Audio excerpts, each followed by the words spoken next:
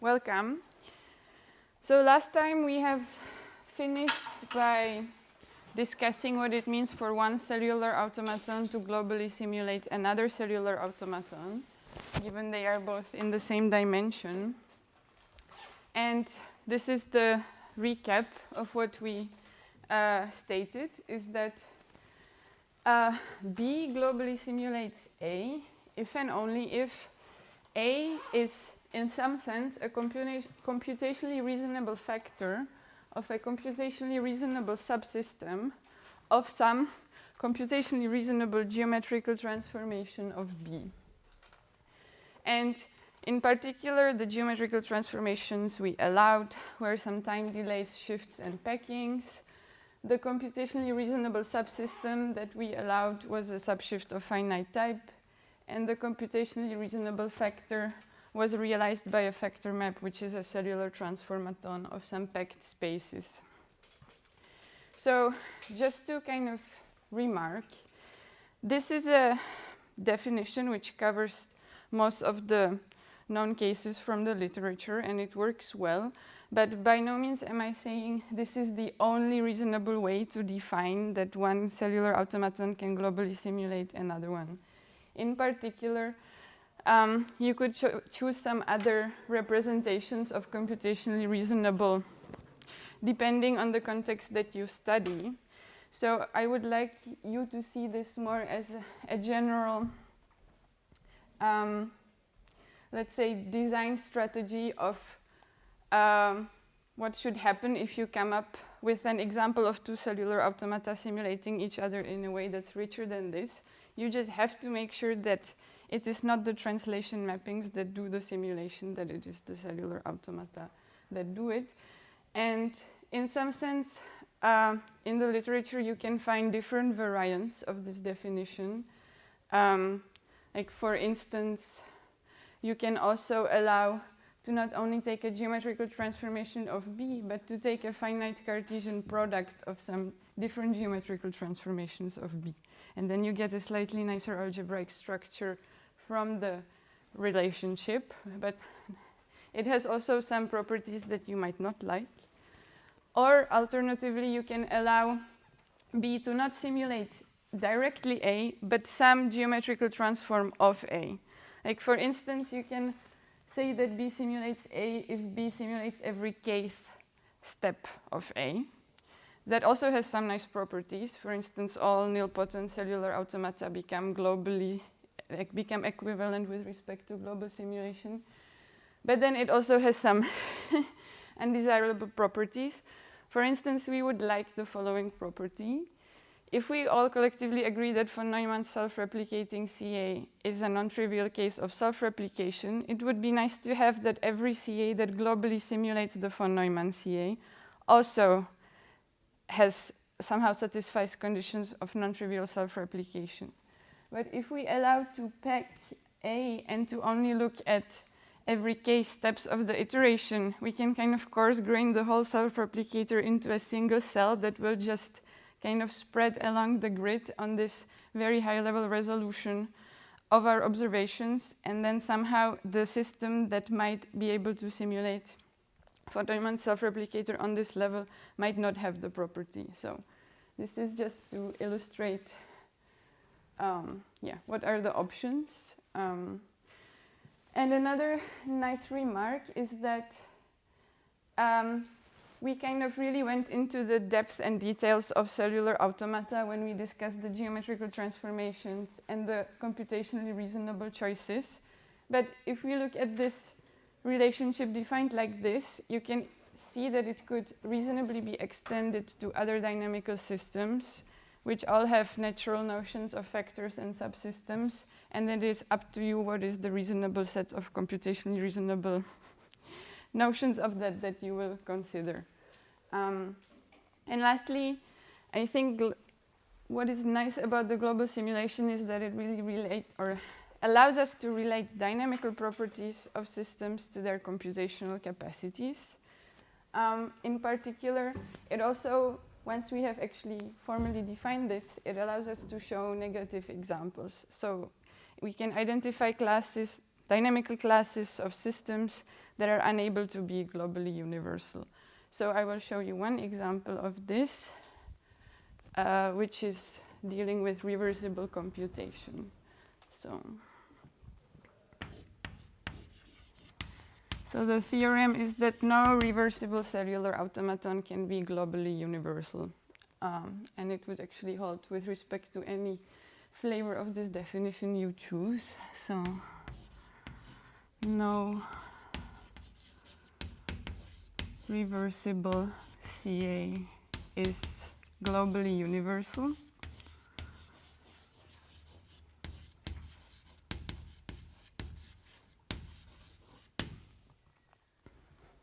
So let R be some d-dimensional reversible CA. B A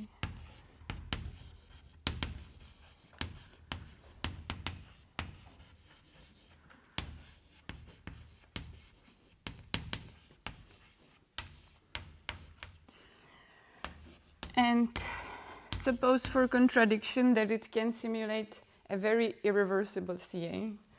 And suppose for contradiction that R globally simulates O, where O is, for instance, S to the Z to the D O, or we can honestly just do binary configurations, and OC is just 0 for all configurations.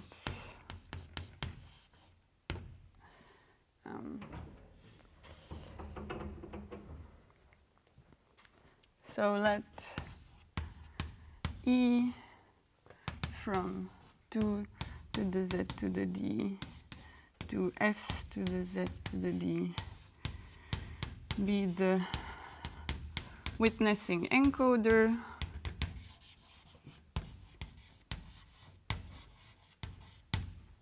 D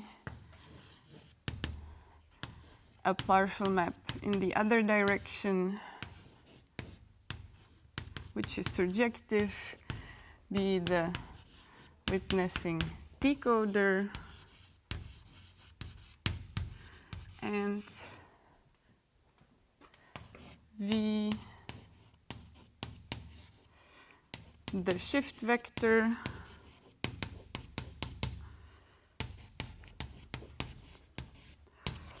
and tau the time delay.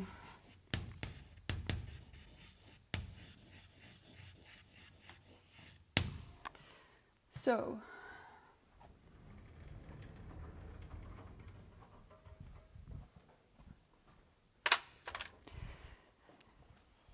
in particular, the encoder was a computationally reasonable map in the sense that it was a cellular automaton on the packed spaces, and through this packed version of the Curtis-Hedlund-Linden theorem, we know that in particular there exist two full rank matrices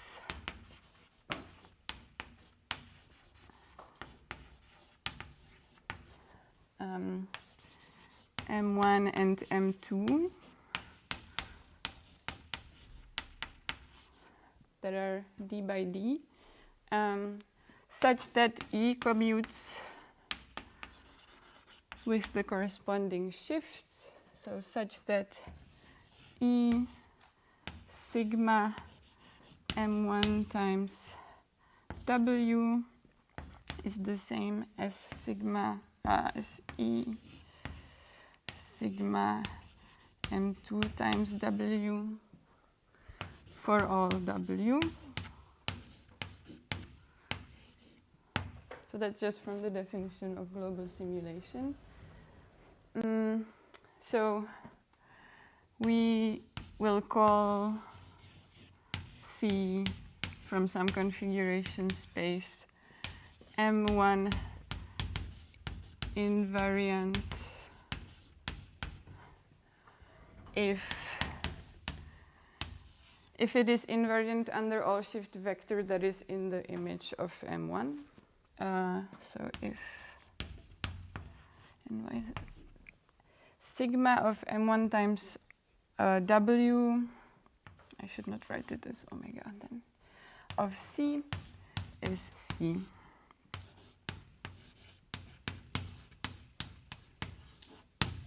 So now that we laid the grounds, we can make several observations.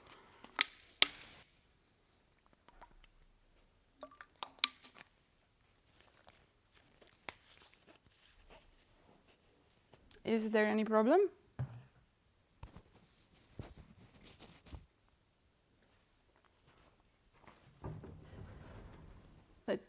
Just let me know if there's anything or any question. So first of all, we can notice that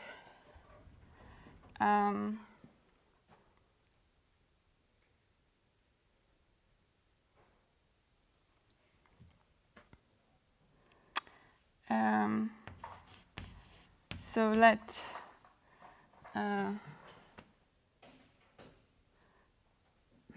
how can we call this? C M1 B, which is a subset of 2 to the Z to the D, be the set of all M1 invariant configurations. So clearly all of them have to be totally periodic.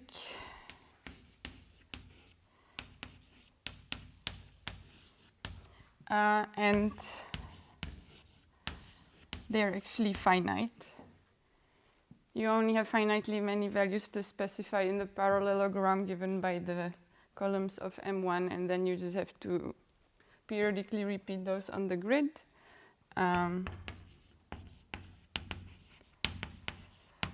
And also E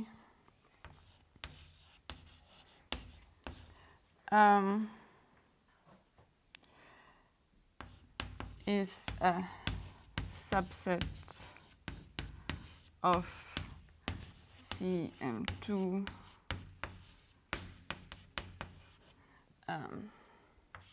so these are the M2 invariant configurations in the space S to the Z to the D.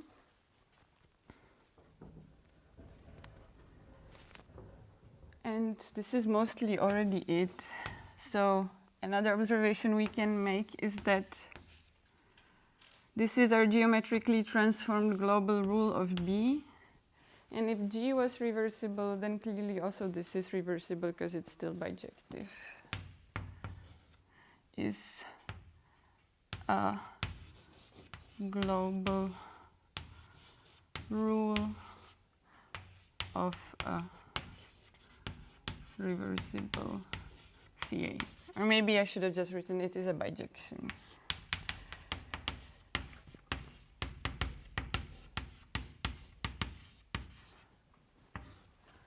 So now let us pick some M1 invariant configuration such that it is not the constant zeros.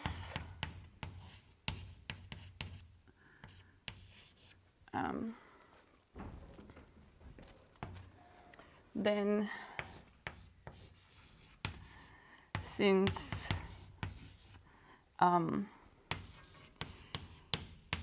EC belongs to this set, which is also finite,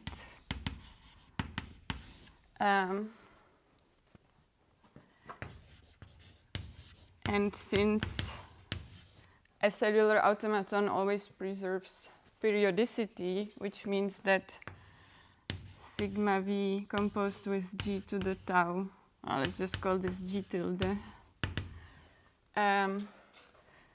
So let's say g tilde restricted to CM2 is just a map from CM2 to CM2. Is also a bijection on a finite set.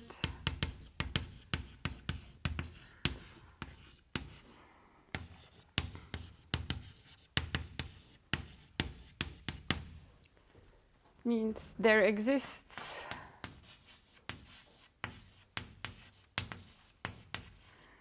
some k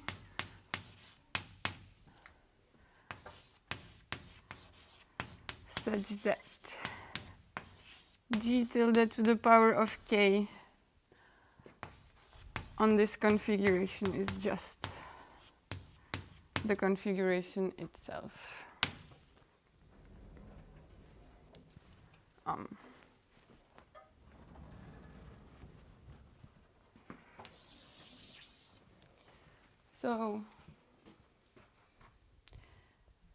So then what do we have? On one hand, we have that g tilde to the power of k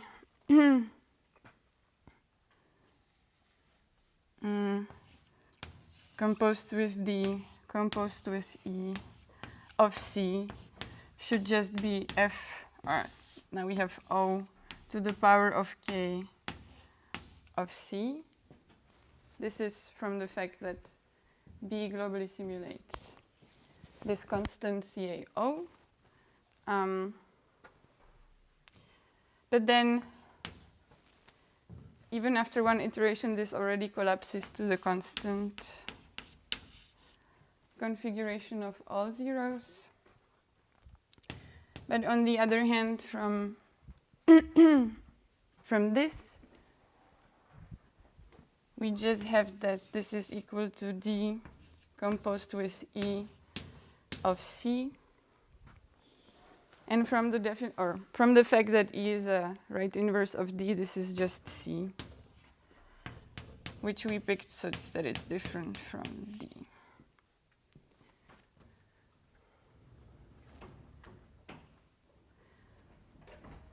So somehow, since reversibility was preserved under this transformation and the encoder is computationally reasonable, and in particular it preserves certain periodicities, we already got a contradiction.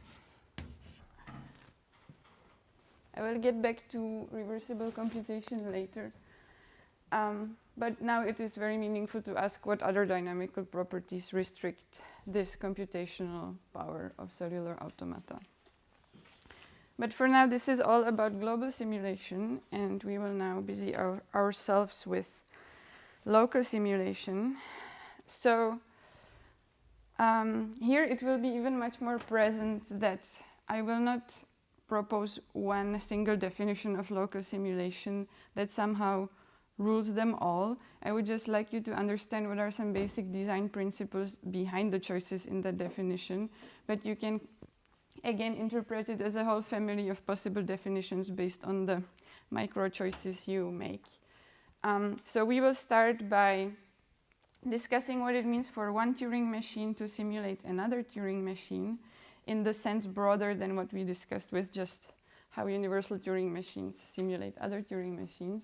And then we will extend it to how cellular automata can simulate Turing machines. And the crucial result is that if SCA is locally universal, meaning it can locally simulate a Turing machine, it is a weaker property than to be globally universal. So what is then interesting is to study, for instance, what is in the gap, which CAs can be locally universal but not globally universal. So let's start with a definition. Let T, so we're going back to where we started, to Turing machines.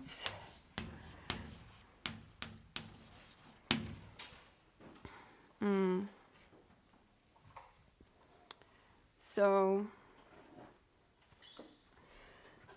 just a reminder, sigma prime is, so this is, let's say, the input alphabet, and if we also add the blank symbol, we get the tape alphabet. So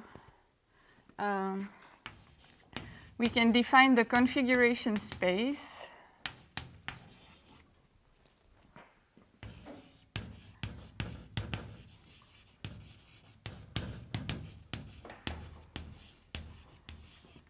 of T to be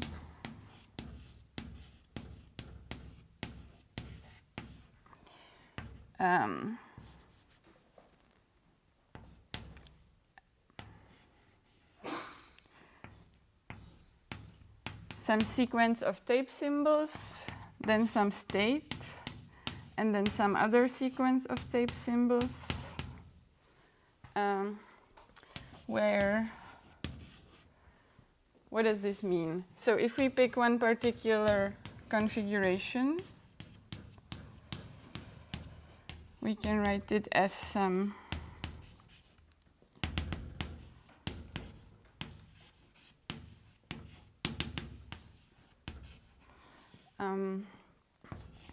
represents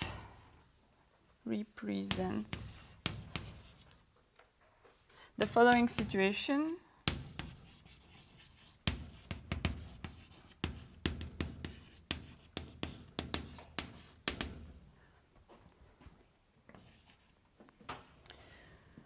It's relatively straightforward. It's just that S minus M represents is the current leftmost non-blank tape symbol on the tape, leftmost non-blank tape symbol. Similarly, Sn is the current rightmost, maybe there's no hyphen here, rightmost non-blank tape symbol, and the head is currently in state Q.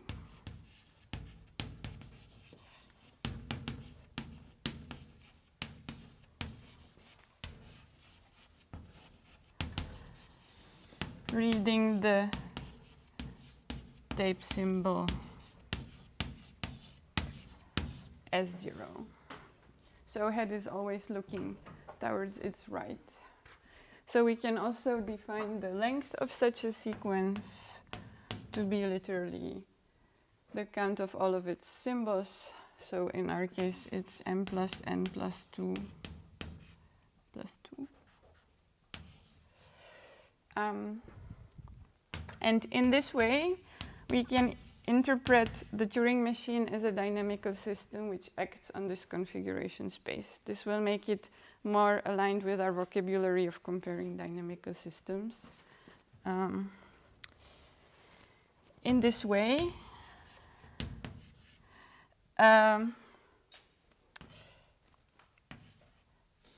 we can view T as a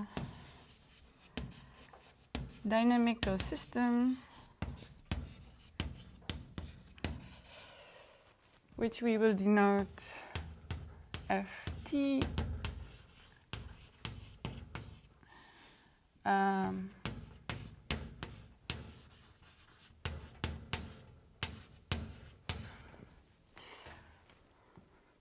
so concretely,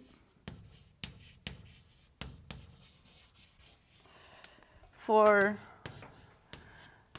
let's say, a particular case of the transition function specifying that if we are in state Q and we are reading the symbol S0, the next state should be Q prime, S0 prime, and A,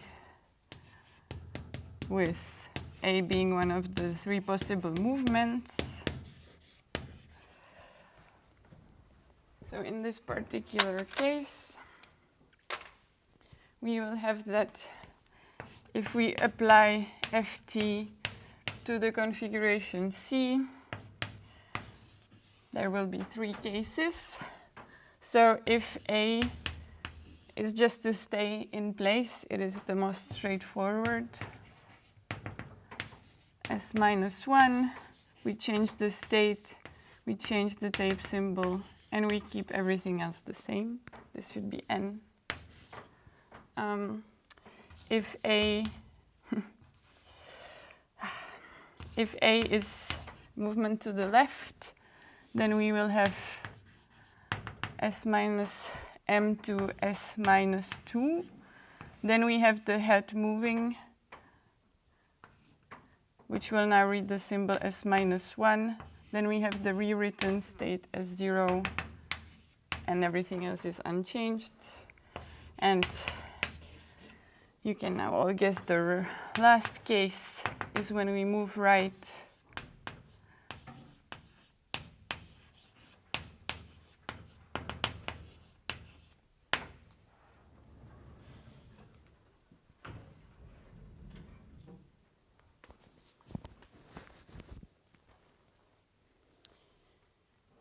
Is this clear? Hopefully.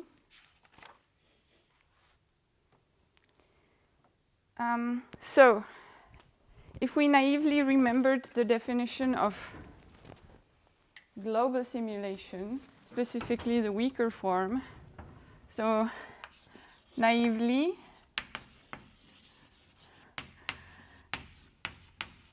we can say that T2 simulates T1. These are both Turing machines. If we have the following relationship, we can encode each configuration, then we can iterate T2 with some time delay tau, and then we can decode, and we should get exactly n iterations. Okay, so I should actually write the actual dynamical system notation.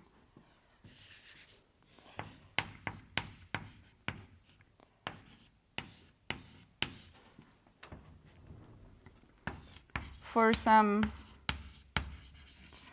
encoder E, which is now a map from the configuration space of T1 into the configuration space of T2, for some D, which goes the other way around and is potentially just a partial map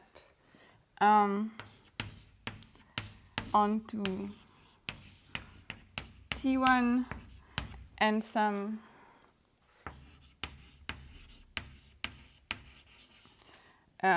delay tau. So this should hold for all C, which are the initial configurations of T1, and for all iterations. But here's the problem.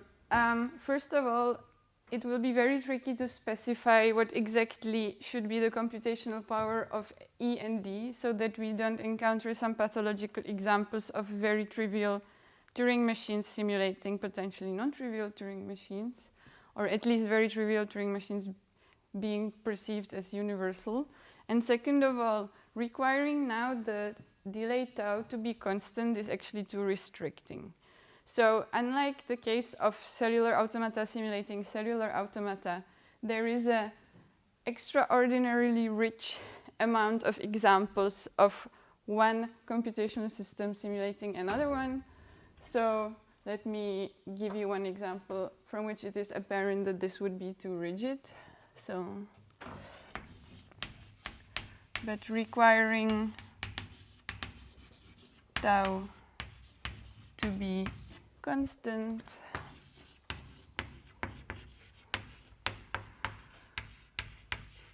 would be too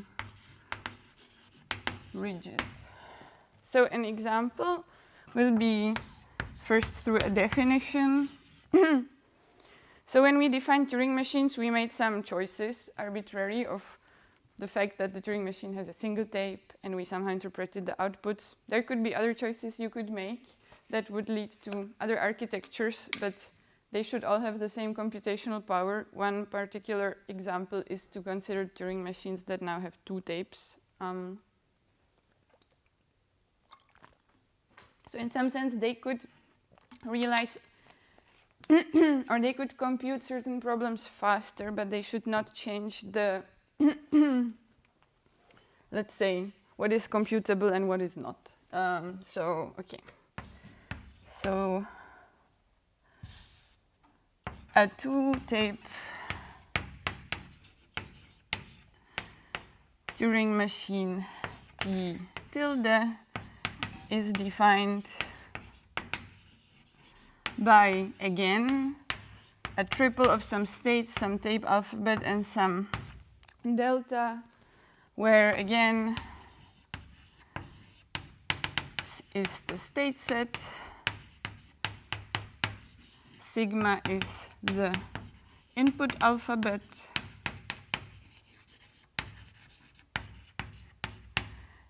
and now delta is the thing that will slightly differ. So now what will delta do? It's going to take the collective state of the 2 heads on the 2 tapes, and it's going to take into account what each of the 2 heads is reading. So now we have 2 tape symbols, and the outcome will be how should this state change, what should each of these 2 heads write, and how should each of these 2 heads move. Pretty straightforward. So what kind of computational process does this define?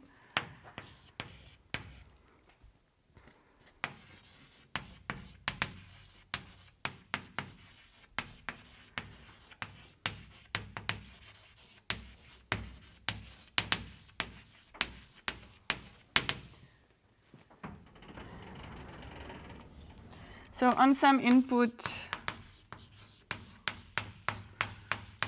x, we initialize the first tape with x and the second tape blank.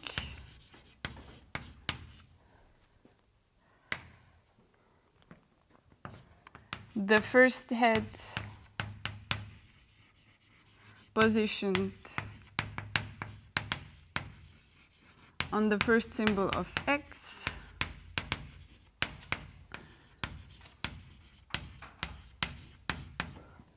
and the second head does not really matter, but let's say both of the tapes are embedded in Z and we just want it to be at the same position as the first head, so has same position on second tape as the first head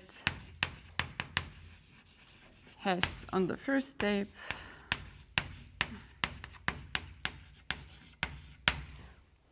Yeah, and so, okay, the initial state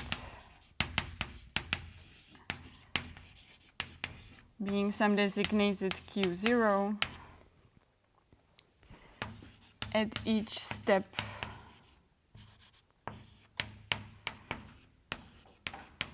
each head provides the symbol it currently reads.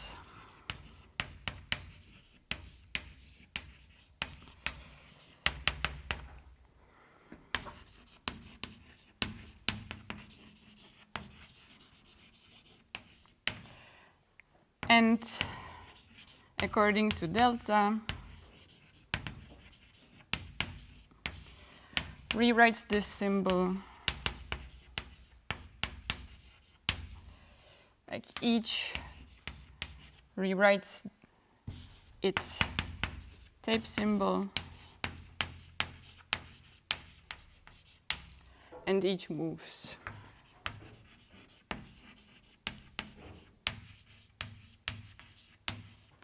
So So hopefully this is pretty straightforward. So how can we define the configuration space? So we can also interpret this as a dynamical system whose configurations are just some finite sequences over some finite alphabet. So for instance, we can look at, we just have to encode these two tapes into one sequence. So there's multiple ways to do this. For instance, gamma can be an alphabet which consists of 2 times the tape configuration and 2 times an indicator whether the first head is present and whether the second head is present. So then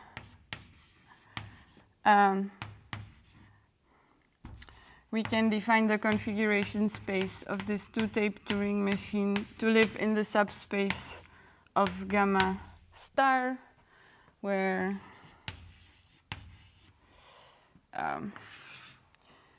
a sequence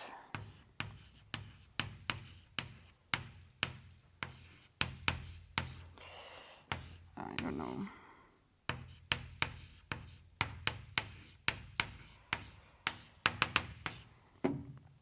So, for instance,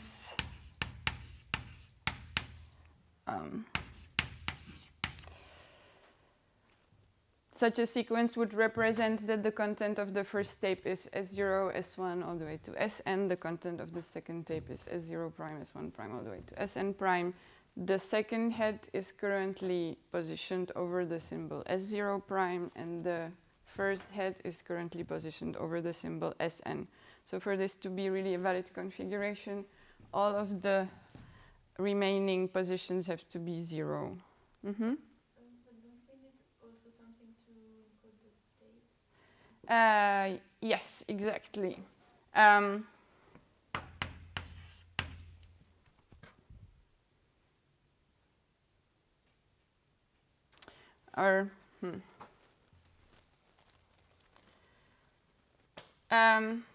Okay, so maybe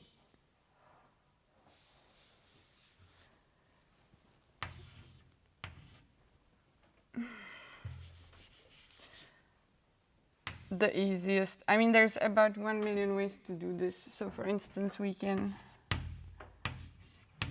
do this. So now, whenever there's a zero, it means that the head, neither of the heads is present. And now instead of a 1, we will just denote it by the corresponding state Q. Thank you. Is this better? Yeah.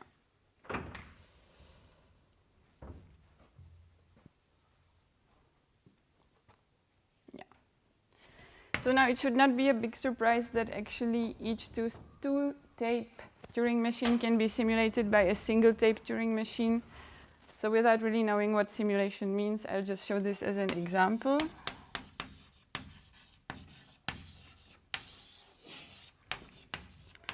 So let T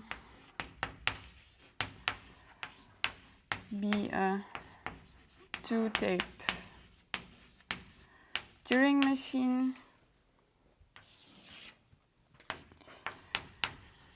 Then there exists a single-tape Turing machine T, which simulates it.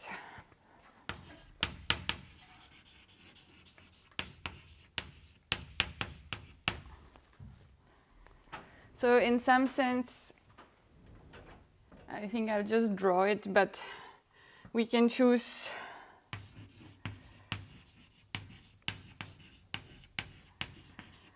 the tape alphabet of T to be exactly that gamma.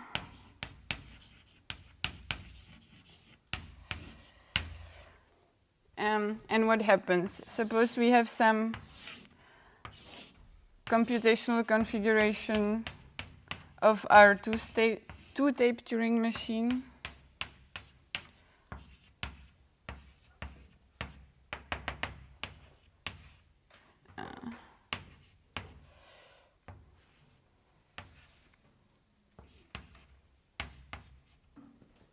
In some state Q,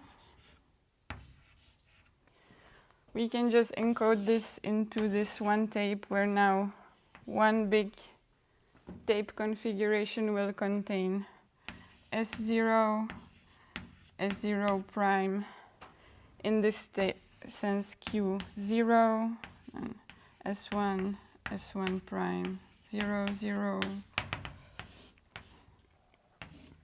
and all the way to Sn, Sn prime, 0, Q, for instance.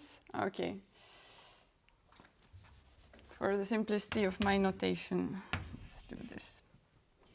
And we can assume that the head of our Turing machine will always be on the lefter head of the tape. And now you can imagine how the simulation will look like. If we want to simulate one computational time step of t tilde, we will have to remember the state, the tape symbol S0. Then we start going right until we find the other head. Then we remember the state Sn. So we obviously also remember Q.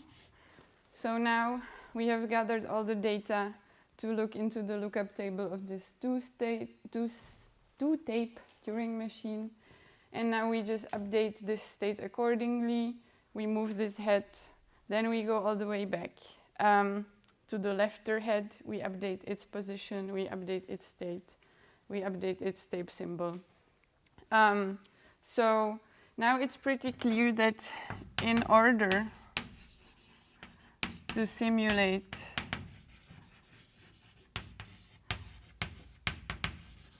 a single step of, let's say, the dynamical system ft tilde, we need number of steps that are somehow proportional to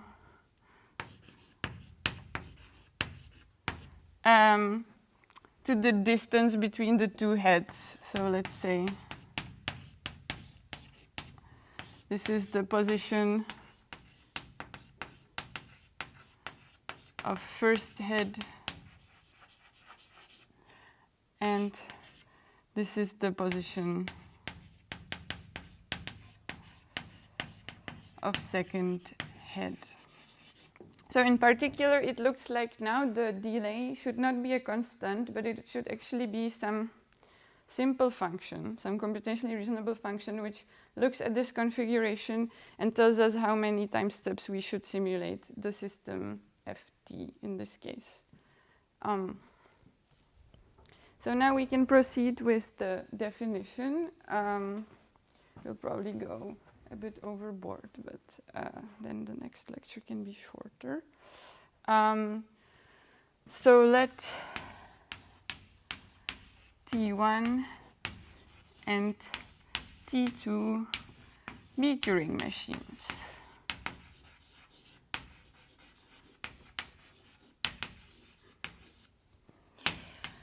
So we say that T2 locally, but in this case there is no globally, so sometimes just simulates T1.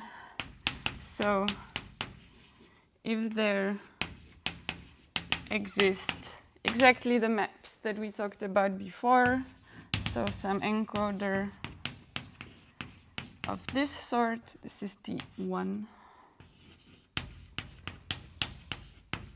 Some partial decoder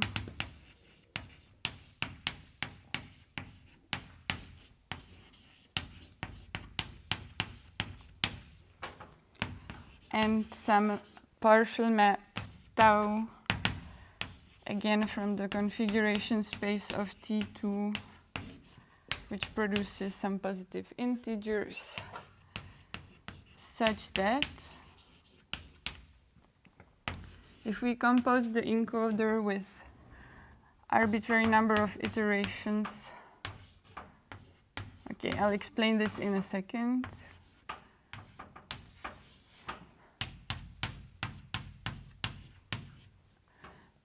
For all n in n, where, so what does this mean? So if we have a function which is a self-map to the power of some other function, this just means that we look at how many iterations we should do based on tau, and then we apply that to C. There should be an on f tau 1 as well. Yes. Yeah. So we want to have a simulation diagram where the simulated system, no matter what configuration we start with, we can encode it, and then we can run the two corresponding systems for as many times as we want, and then we can answer all the questions about how this configuration space looks after n iterations just by looking at this system and using the decoder. So, and here comes a big and where the encoder, decoder, and the time delay function are computationally reasonable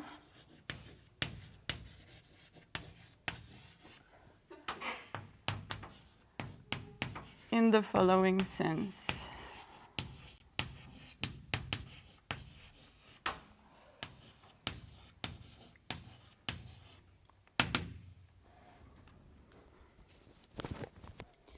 So if it's okay, I'm going to erase this blackboard so we can keep this definition for a while on a single blackboard.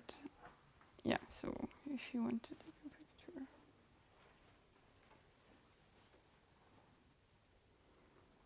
All good?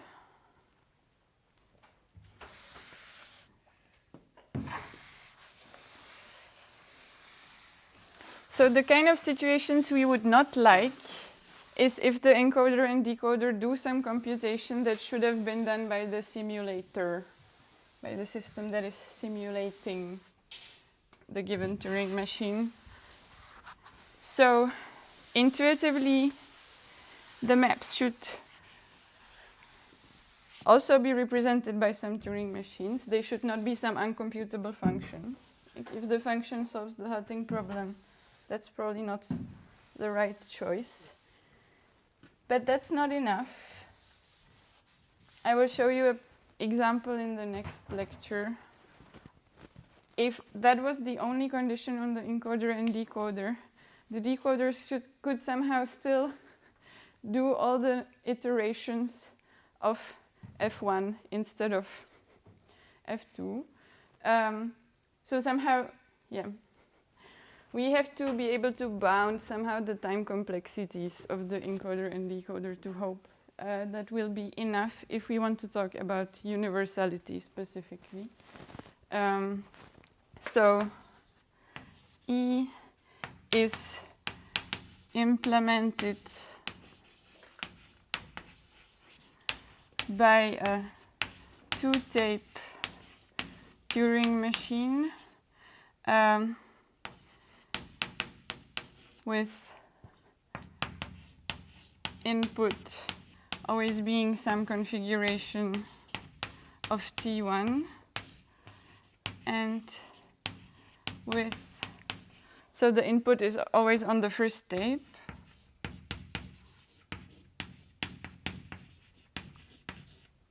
And with output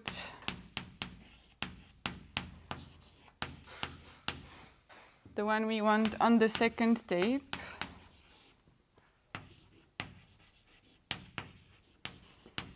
With the first tape blank.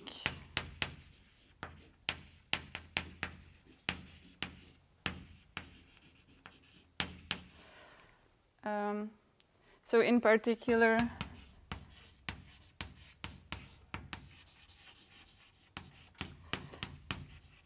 this TM always halts.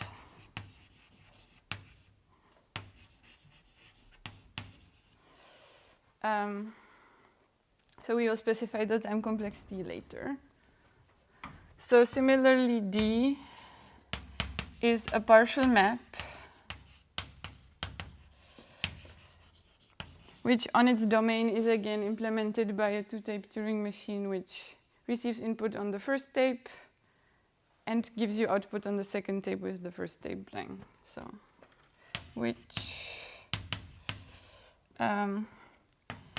is again implemented by a two-tape TM with input C prime, or we can say X, from domain of D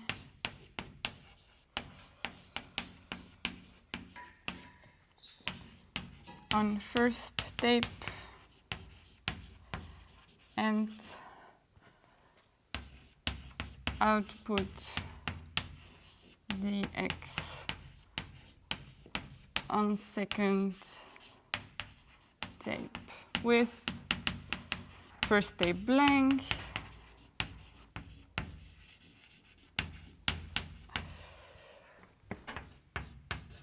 this TM halts for all x in the domain of D.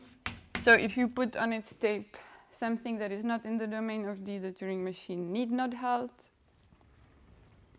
And lastly, tau is also implemented, well, by a two-tape TM, which on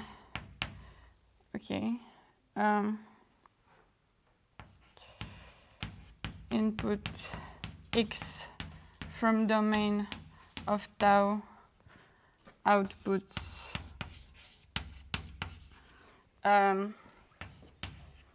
tau x in binary on second tape with first tape blank.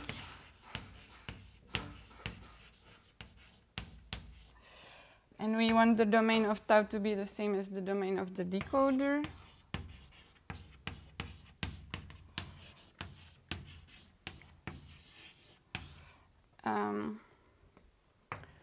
So again, since this is a partial map, we want the Turing machine to halt on every input that is in the domain of tau, but we don't require what happens otherwise.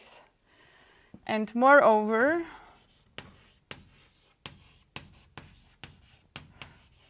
we require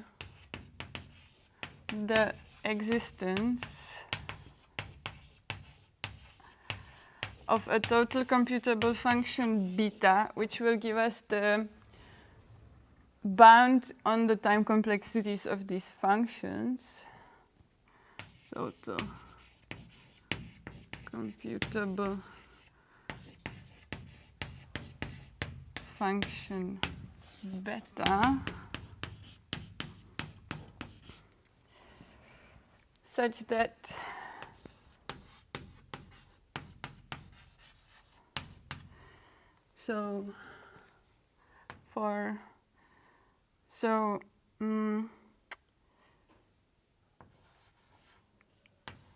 E on input C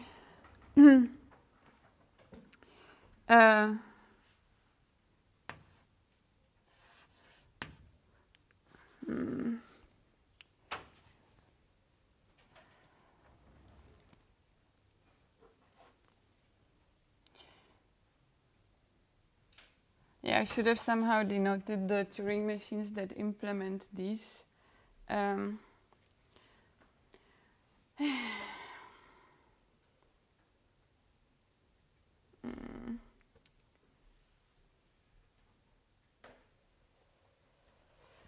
Such that, let's say, the time complexity of EC is in O beta of the length of C. So what do I mean by this? I mean that whenever you start with an input configuration C and you put it on the tape, the Turing machine will not only always halt, but it's gonna halt in a number of time steps proportional to the length of C and the number of time steps if it's given to you by this function beta up to some constants.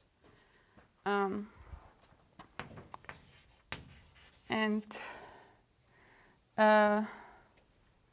for, let's say, dx equals C, the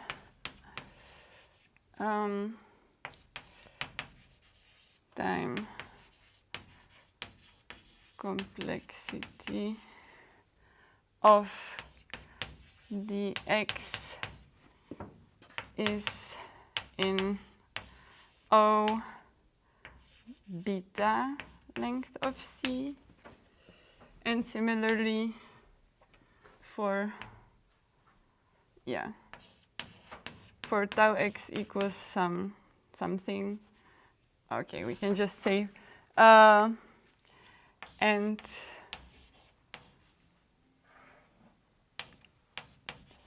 the time complexity of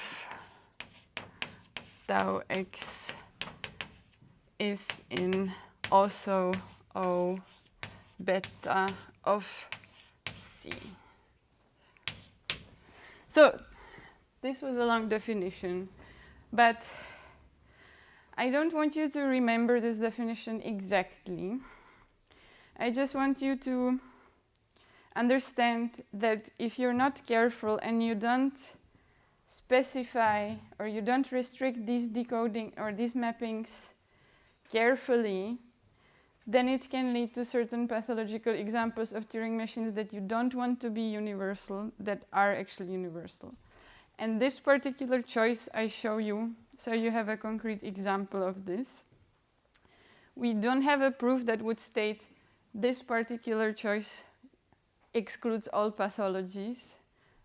So it would be great if, to have such a claim, but it seems to work well. So we will use it for today. You can notice one more last thing is that when we bound the number of time steps for the Turing machine which implements E, it seemed pretty natural. Like we put some input C and we limited the number of time steps the Turing machine should run by B of the length of C. But for the decoder, we kind of bound its output time complexity. So if we put some X on its tape and it decodes it into C, we require D to run also in time, which is somehow at most beta of the length of C, and not beta of the length of X. So after the break, I will show you why. Because if you were not careful and you just bound it by its input length, then it would already lead to a pathology, in some sense. So now we can take a break of, maybe we can start at 25, if that's okay with you.